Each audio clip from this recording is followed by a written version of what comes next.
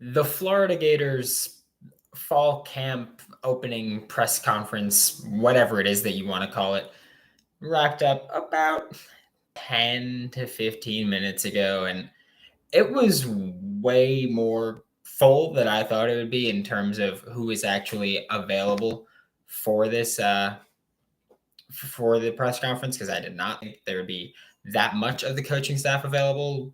And I mean, player wise, it wasn't very full. Player wise, we had Javon Dexter, Osiris Torrance, and Jeremy Crawshaw, and that was it. I'm kind of just gonna roll through the notes that I took of this from this press conference, and kind of just take it as we go. It's just gonna be a few notes here and there, a few tidbits. We'll stay live if people have questions and I can answer them, then we'll do it, and we'll see what happens there. But first up was Javon Dexter, and I think for me the biggest takeaway was that he's going to be playing defensive end in this scheme and not just three tech, which is something that we saw him kind of play a little bit last year, but he was primarily, of course, a three tech, a defensive tackle who's not lined up with the center. He's lined up over the guard. But when he says he's going to play defensive end, that's not something that's necessarily what people think of when they say defensive end, because a lot of people will think, oh, he's going to be lining up outside the tackle and he's going to be playing as an edge rusher, and that's not what he's going to be doing. That's not what a defensive end does in this defense, because this defense it's weird for Florida fans because it's different than what we're used to, because Florida fans, myself included, we're used to seeing a 4-3 type with 4 down linemen, and we just think of that. But and we think of defensive ends again as outside the tackle as 5 techs, but no. We're going to see Javon Dexter still play 3 tech. He's still going to play the 4-eye. 3 tech means he's on the outside shoulder of the guard.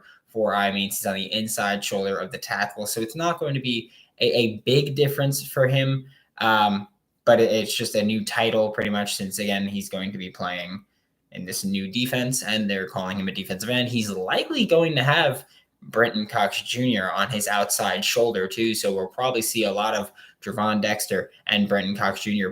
rushing the passer from the same side, which I don't envy any of those offensive linemen if that's what you have to deal with. We'll also likely see Princely Umanmielen on the other side. But then again, at times we will see Javon Dexter be the only end on that side, with Brenton Cox Jr. and Princely Umanmielen rushing from the same side there. Javon Dexter also said, he's not paying attention to mock drafts because, and it was funny because he's like, I've seen people listed as very high on the mock draft, and then they don't get drafted there, or they don't get drafted at all. And it's kind of funny because last year we were seeing quarterback Emory Jones included in those mock drafts a lot very early on. And he was like, oh, well, he's going to be a top 10 pick. And then he, of course, I don't want to say he stunk, because I don't think he did. I just think that expectations were set way too high for him, and that he never achieved those expectations. And that's more so what happened with Emory Jones. But now, of course, he is at Arizona State. He's a Sun Devil now, competing for the starting quarterback spot there. And Javon Dexter is also talking about how Sean Spencer, in a month, changed his game so much and helped improve his game so much. So he's like, imagine what I could do with 4 or 5 months with Sean Spencer. And that's kind of what we're looking at. We've got another month here, but throughout the remainder of the season, Javon Dexter gets to work with Sean Spencer. And of course, the assumption is that Javon Dexter will be gone after this year, because he's so good. He's got such great size and athleticism for that size, and skill in general, where it's like, well, why wouldn't he leave and go be a first-round pick somewhere? And so that's kind of what we're looking at with Javon Dexter, where this is kind of a 1-year deal with him, but we're cool with it. Like we don't care. He's got 1 year left, and we're okay with that, because it's going to be likely a tremendous year. Next up was Osiris Torrance. And Osiris Torrance, he talked about some things that were more fun, but he was also asked about just acclimating and getting used from and getting adjusted from being in Louisiana to Florida. And he talked about how people in Florida don't like their food spicy like they do in Louisiana. So there was that. He did talk about how he likes having 2 offensive line coaches in Rob Sale and Darnell Stapleton, because they'll teach you the same thing, but they'll teach it to you in different ways. And that's something that Osiris Torrance would like, and any offensive lineman should like, because having that variety is fantastic. So there's that, but also just that he was like, I like that with this coaching staff, I could talk to them about anything, whether it's family issues, whatever it is. It doesn't have to be football, and I like being able to talk to them about that. So Osiris Torrance obviously likes the culture that they're building in Florida. He said offensively, schematically, yes, they're going to run the ball, and they want to be dominant when they run the ball, but it's not just a running team. Look for more play action passes. Look for more deep plays and deep passes. Also, we've been talking about this offense as it's a lot of wide zone stuff, but Osiris Torrance was like, we've been adding power into the running game as well. So it's like having the not just being able to run wide zone, but having the versatility to run power plays gives you more options and more opportunities for your rushing game and rushing attack, and kind of being able to grow there. Then Jeremy Crawshaw came out, and Jeremy Crawshaw was just like really fun to have. Because if you've never interviewed a specialist, or if you've never seen a specialist interview, they're the best interviews you could get. He came out with his mustache, he cut the mullet, and he was like, yeah, I believe it's called maturing. I'll get to that in a second, Chris. He's like, I believe it's called maturing, getting rid of the mullet and growing facial hair, since now he could grow facial hair. And he said, the quote is, it's going to be pristine. And so I can't wait to see that and hopefully get that out there. Jeremy Crawshaw also said the boring part of being a specialist is because he's like, like people look on the sideline and they see specialists kind of just standing there. And it's like, oh, well, I'd love to be a specialist. Life seems so easy as a specialist. But that when you go home, you do 2 different kind of stretches. You do 2 stretching sessions per day. You practice the same ball drop 300 times until you get it right, so that in game you don't screw that up. He's like, you watch countless film on how to improve your forms. He's like, the boring part of being a specialist is after practice, off field, that kind of stuff. And he was talking about Trey Smack, the freshman kicker, and he said that he's done a good job of adjusting and following up with Adam Mielek, who's Florida's kicker right now. But we're about to get into the assistant coaches that came out there. Some of the assistant coaches, we'll get into a lot of them. But first, quick word from LinkedIn, because as the sun comes up and small businesses are back in business, LinkedIn Jobs makes it easier for you to grow your team. LinkedIn Jobs helps you find the people you want to interview faster and for free. And if you've never used LinkedIn Jobs, highly recommend it. It's how I got my last job before lockdown. And I liked it. It's just I like this one a lot more. It has simple tools like screening questions to make it easy for you to focus on candidates that you want to hire with just the right skills and experience before you go through the whole process and waste your time with someone who's completely actually unqualified. That's why small businesses rate LinkedIn Jobs the number 1 in delivering quality hires versus leading competitors. And 40 million people, almost 40 million people weekly visit LinkedIn. Post your job for free at linkedin.com/lockedoncollege. That's linkedin.com/lockedoncollege to post your job for free. Terms and conditions apply. And summer's wrapping up. I don't know about you guys, but I got to maintain any work that I did here. So I do that with Built Bar. I've got a hardcore sweet tooth. I've been very open about my hardcore sweet tooth. It's what I like. But Built Bar is coated in 100% chocolate. So tastes good there. And also for my sweet tooth, they got these Built Puffs, which are essentially chocolate covered protein marshmallows, and they're amazing. Cookie dough chunk just came out, slaps. So 100% chocolate, marshmallows there. Most bars have 130 calories, just 4 net carbs, and 17 grams of protein. So you can eat all you want, and you don't feel bad. You don't feel gross. So you can throw out the hidden stashes of whatever snacks you do eat that you're not supposed to eat. Get Built Bar, and you don't got to feel bad. Don't got to sneak around. Don't got to feel guilty. Built Bar is always coming out with new limited time flavors like the cookie dough chunk that I just mentioned. So you'll never get bored. Use promo code LOCKED15 to get 15% off of your next order with Built or BuiltBar.com. Now we'll get to what Chris Sorley said in the chat. He said, Billy keeps mentioning little to none experience. Is he trying to lower the fans' expectations? LOL, fan base is wild. I don't think he's trying to lower the expectations. I just think he's trying to temper them a little bit, where he's like, look, this is probably going to be ugly at times. This is probably going to get ugly, probably going to get messy at times, but just kind of trust the process situation. But I don't think he's trying to lower the expectations. I think he's trying to get ahead of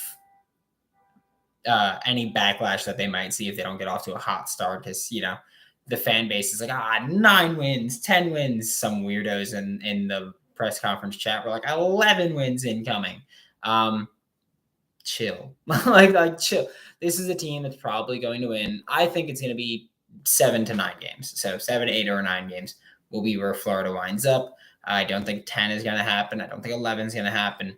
Be awesome if it does, but realistically, I don't think that's the case. But after the players spoke, we had Mark Hockey, who is the director of football strength and conditioning, basically the football strength and conditioning coach.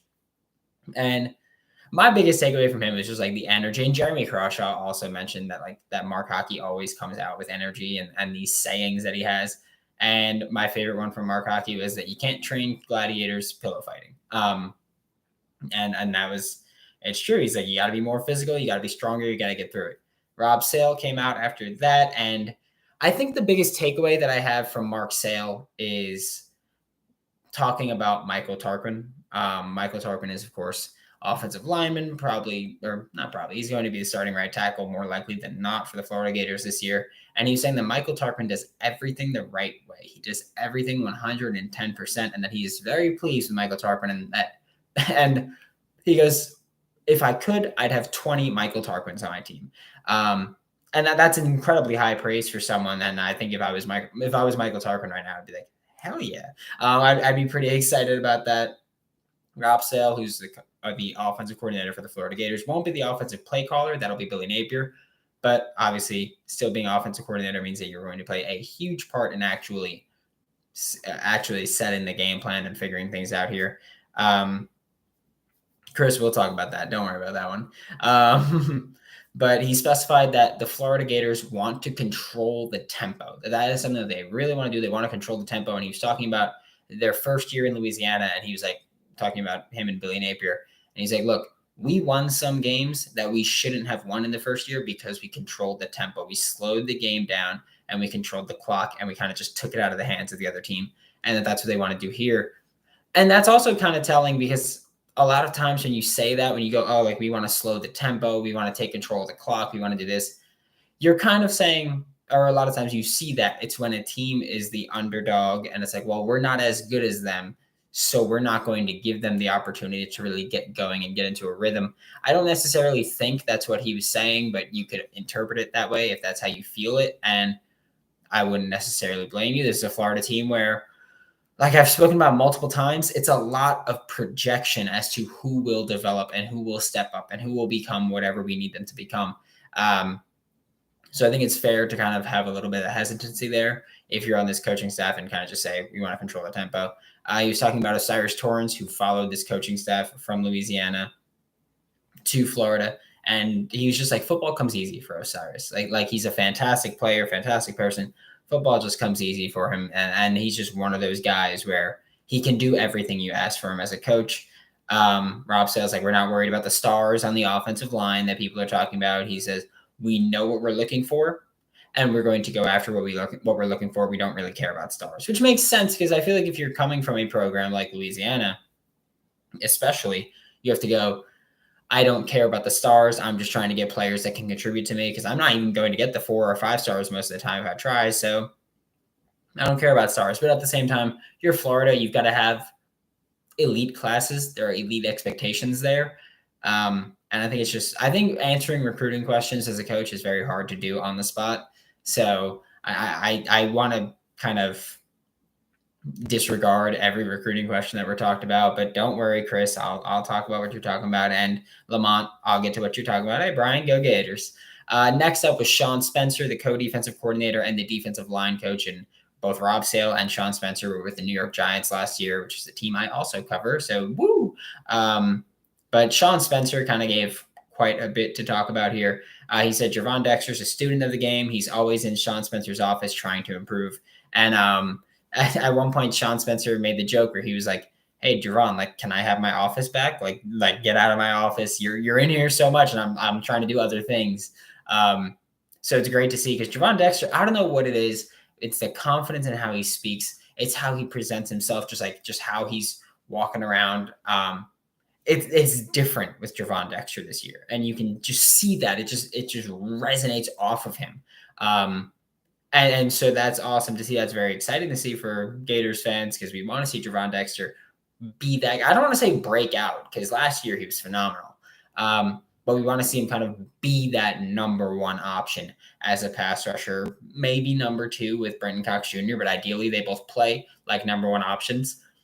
So hopefully, Sean Spencer also talked about Jalen Lee and Prince Liam and Meline. He said that they both had really good springs, and we expect them to ascend from where they were prior. He said every person that we saw in the spring, we want them to ascend another level. And he was like, Jalen Lee and Prince Liam and Meline, they took big steps in the spring, but guess what? We want to see them go again. And I mean, Prince Liam and Meline, he's shown that he's a workout warrior with the numbers he's posted. I believe it was a 700-pound squat. He hit 20.6 miles per hour, I think it was, while running and training. Also, Sean Spencer talked about Jalen Lee and Tyreek Sapp, and he was like, they're technicians as defensive linemen, as pass rushers, and getting off blocks.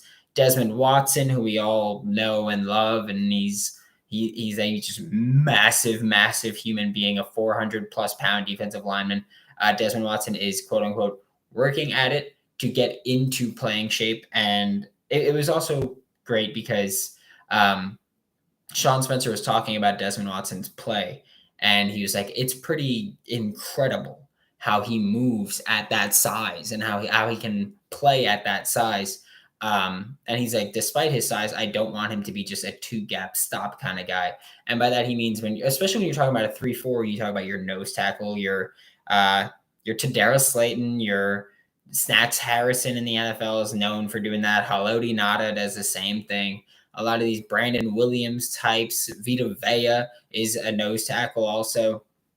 And it's like when you talk about guys that big that play that nose tackle spot, a lot of times it's, hey, line up with the center and completely cut off both sides of the center and just eat up blocks and draw double teams and do whatever it is. And Sean Spencer was like, that's not the case with Desmond Watson. With Desmond Watson, I have the same expectations for him as I do for Javon Dexter. Obviously not in terms of production-wise, but in terms of that role. It's like you're not just a 2-gap stop guy. Like you're supposed to be rushing the passer. You're supposed to be completely controlling your gap and things like that. So it's exciting to see, but I don't know. He didn't sound super confident that Desmond Watson is ready to play right now. He kept saying he's doing his best to get in shape. He's sticking with the regimen. He's doing what he's supposed to be doing, but he didn't sound super confident in Desmond Watson being ready to play right now. Brenton Cox Jr. is someone that Sean Spencer praised. He's like, he was really muscled up. He was just a brick house. He's like, well, now he's leaned up. He's trimmed down a little bit. He can move better, and that's something that's great because Brenton Cox Jr., I mean, a little stiff as a mover, but now that's no longer the case. He touched on Javon Dexter playing multiple positions, and he's like, look, the techniques carry over, whether you're playing nose, 3-tech, 5-tech, and even if you're playing in a wide 9 type of situation, he's like, doesn't matter. He's like, those translate over. Those transfer over along the defensive line. So Javon Dexter, he's going to play defensive end, but he's going to be still inside the shoulder of the tackle. He might play inside the shoulder of the guard. He might play head up at the guard. Like he's going to play a lot of things because he can do that. And he was asked to make a comparison, and Sean Spencer was like, look, I'm very hesitant to make comparisons. But Javon Dexter reminds me of a mix of Leonard Williams and Dexter Lawrence. He's like, he's not as big as, or he's not necessarily the same frame as them, but he's kind of a good solid mixture of their size and their skill set. And of course, Sean Spencer would say Leonard Williams and Dexter Lawrence because those are two interior defensive linemen that he has a lot of experience with. And Leonard Williams even played that defensive end role for the Giants last year, but it's kind of more of a defensive tackle spot with an outside edge rusher on your shoulder. But of course, Sean Spencer, again, coached these guys last year at the New York Giants. So it makes sense that that's who players would remind him of. Patrick Toney took the stand after that, and he was talking about creepers defense, which we love, and sim pressures. But he was saying that the passing game has become more sophisticated. So you use creepers to send the same level of pressure as a blitz without sacrificing coverage like you would if you did blitz, if you did send 5 people. He said, philosophically, we want to contest every route. And he was asked about third downs and what the philosophy is there, because Florida gave up quite a few 3rd and 15 completions and big gains. Hey, Coyger Gray, I saw you in the press conference group chat. What's up? Or press conference live chat. What's up? So yeah, he was talking about third down defense. And he's like, now it's a new era where teams go for it on 4th down a lot. So it's like, when do you really know that it's 3rd down, or when do you know that it's 4th down? Like, do you have to try to keep them out of 4th down territory every single time? Like, is your goal no longer, don't let them convert on 3rd down? Is your goal now, he didn't say this part, but it's like, is your goal now keep them, 4th and 4? Because then they're less likely to go for it. So things like that, where it's getting increasingly harder schematically and just intellectually to coach football. But at the same time, Florida has a coaching staff where I'm like, I think that their goal is to outsmart everybody. So I'm perfectly content with throwing these guys out there and letting them do that. Patrick Toney also said that every great player he's been around has spent extra time doing the little things, and that Javon Dexter does that. He's very excited for the depth, and that the secondary is full of just eager players, young players that are trying to get better. I expect a lot of nickel and dime, which is not shocking because, yes, this defensive scheme at its origin is more 3-4 oriented, but it's also 3-3-5 oriented. We'll see 2-4-5. We're going to see multiple looks from this defense, and it's something to be excited about. I love it. They need to stand Cox up and let him be more of a hybrid. So, okay, let's get into this, Goydrick. Let's do it. Talking about Brenton Cox, they need to stand him up. He's going to be a stand-up edge rusher. Brenton Cox will be a stand-up edge rusher. And on the defensive line with their hand in the dirt will be whoever's playing nose tackle, will be Javon Dexter, and will be Princely Umanmielen. But Brenton Cox Jr. will almost always be standing up, because even when they go 4-2-5, 2-4-5, whatever you want to call it, the main difference there is just Brenton Cox, hand up, hand in the dirt, is really how people are going to classify it as 4-2-5, 2-4-5. So he's going to be stand up more often than not. He will. That's going to be something that they want to do with him because he can do that. So he's going to be a stand up. He's going to be a stand-up rusher more often than not this year, I believe. So get ready for that. We're going to see that happen a lot with Brenton Cox Jr., especially with him slimming down, and especially with him being in a spot where, you're going to be asked to drop back as an edge rusher. It's a lot easier to drop back if you're already standing up than it is if you get a hand in the dirt, then you have to get up and drop back. So he's going to be playing more stand-up edge rusher there. Patrick Toney also spoke about Devin Moore. He said he's extremely mature for his age. He's athletic. He has great length. And when they talked about recruiting, which this is what you were talking about, Chris, he said recruiting isn't over till it's over. I wonder who they're trying to get. Who they're trying to get next is Cormani McLean. They're trying to get Dijon Johnson. They're trying to get a lot of guys. They're trying to add a lot of defensive backs still. And I believe it's today's episode that came out earlier today with John Garcia from Sports Illustrated. He was like, don't be shocked if any of these DBs that Florida added this year that are listed as corner move to safety. Don't be shocked. Jakeem Jackson would be my choice there. Just because I think he's got fantastic length. I think he can take that Trey Dean role that I think we're going to see this year. If he's going to be a safety, he's going to be the star, he's going to be slot, he's going to be doing a lot.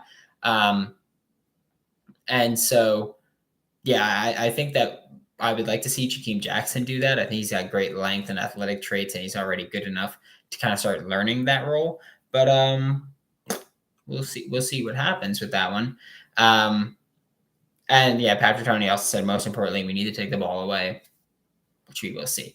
Then was Billy Napier, and Billy Napier saying that part of the job for any player that's had success or not performed as well as they've expected to is to not allow the noise to impact the process of your standards, which he was talking about Anthony Richardson being mocked as a very high draft pick in next year's mock drafts and all these things. And it's like, well, you got to keep yourself level. And he was like, Anthony Richardson has incredible self-awareness where, yes, he knows he has the potential to be a phenomenal quarterback, but he also recognizes that he has a lot of work to do to reach that potential.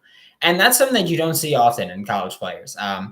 I've spoken to a lot of college players in my time. I'm pretty young still, but I've been covering the draft for a few years. I've spoken to a lot of college players in that time, and a lot of times they don't really get that. It's like your potential makes you an asset, yes, because you could become if you become what you're going to become, then you're going to be fantastic.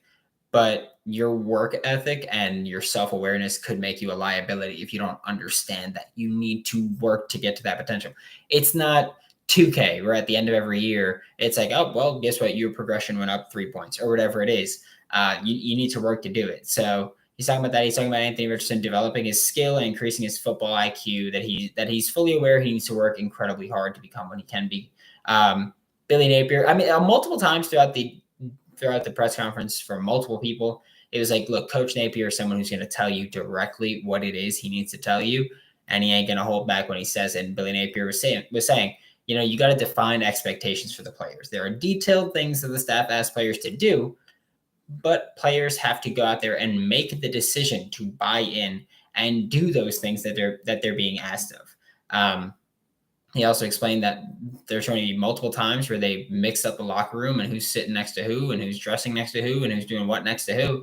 Part of that being because he wants this team to kind of develop relationships with each other, because when you develop that relationship with another player, you're willing to play harder for them. Like I've had that happen when I used to play football. It was like my quarterback went out on a complete limb for me at one point, and I was like, I'm going to play my absolute butt off in this game, even harder than usual. Like I'm going to go absolutely harder for him, because guess what? He put his butt on the line, so now I'm going to put my butt on the line, and kind of situations like that.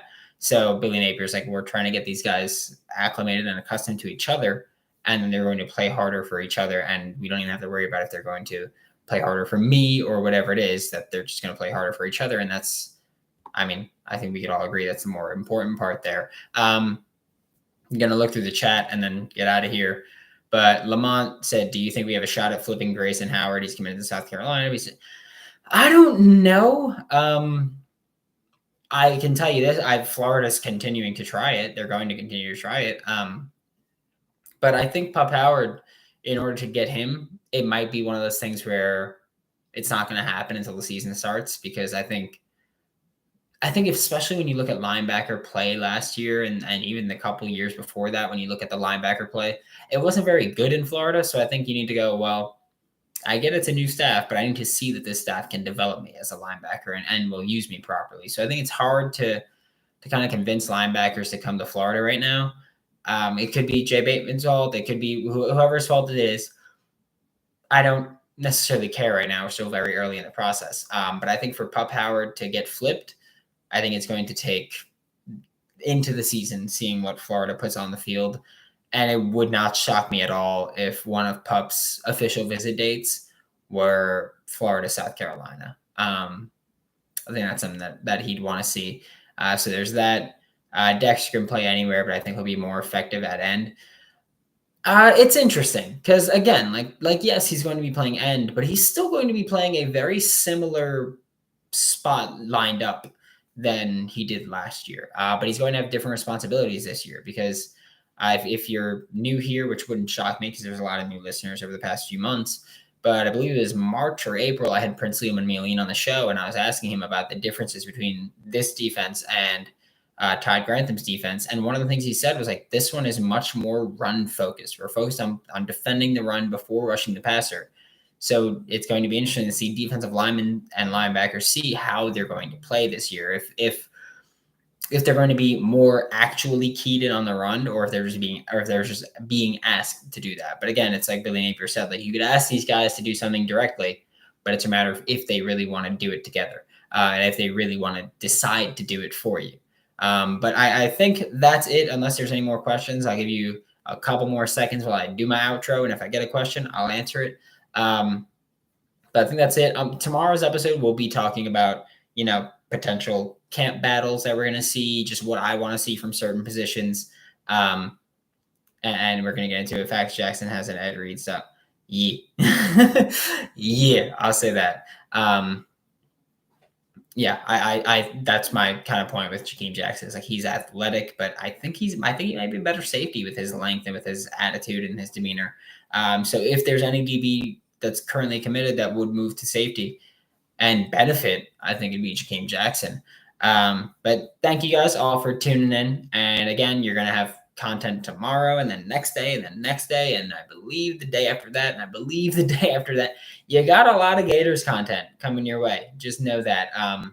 And we're going to keep trying to get more. We're going to keep trying to get more interviews. And we got some big. Thanks, Chris. Thank you for tuning in. Also, I think tomorrow morning I'll make a little bit of an announcement in the intro that we're going to be doing on Locked On Gators that I'm excited for. But yeah, thank you for tuning in. And yeah, I'm Brandon Olson. And thank you for tuning in. And I will see you all. Again, new episode tomorrow. So I'll see you then.